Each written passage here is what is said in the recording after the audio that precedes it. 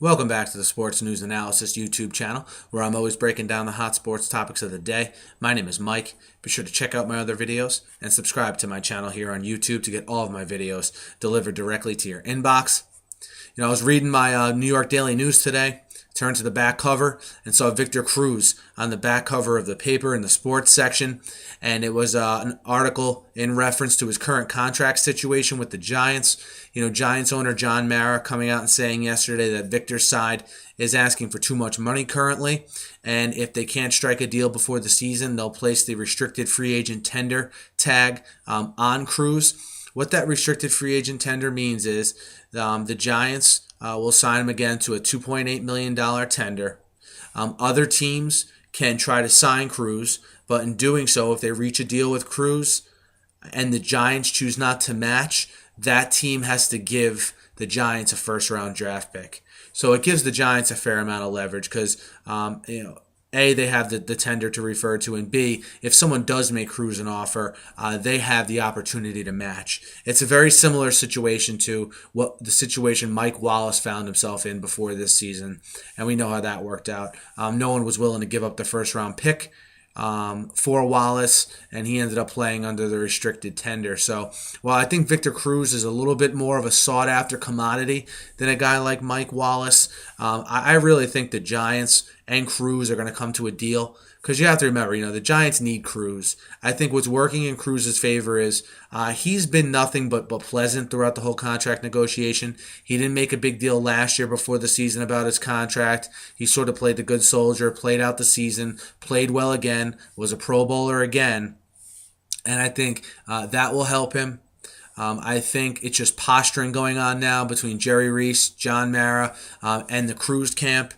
And also you have to remember, Hakeem Nicks isn't as reliable as even he was last year, probably in the Giants' eyes. So I think that makes Victor Cruz even more valuable to them going forward. So I know some Giant fans that are panicking a little bit about this. I don't look for this to become a Darrelle Revis, Maurice Jones-Drew type situation here. I look for the Giants to sign Cruz. I really think they're going to come to a long-term deal before the season starts, because Cruz is a hometown guy. I think he wants to be with the Giants. I think the Giants want to give him the extension as long as it works for them. And, if worse comes to worse, I think he'll end up in a very similar situation to Mike Wallace, except I don't even think Cruz will hold out that long. Maybe it's just a feeling I get from Cruz, but last year he seemed so against the holdout. I don't know what really changes between then and this year. Will he be happy playing for the restricted free agent tender? Absolutely not. But then he'll just have to put his head down, play great again next year, and then really cash in on the back end, either from the Giants or from another team at that point. Because after next season plays out, he'll become an unrestricted free agent. And that's a risk the Giants are taking as well, letting him hit the true open market rather than this restricted tender market. So we'll see how it plays out. I think Cruz is a major cog for the Giants. They're a throwing team now.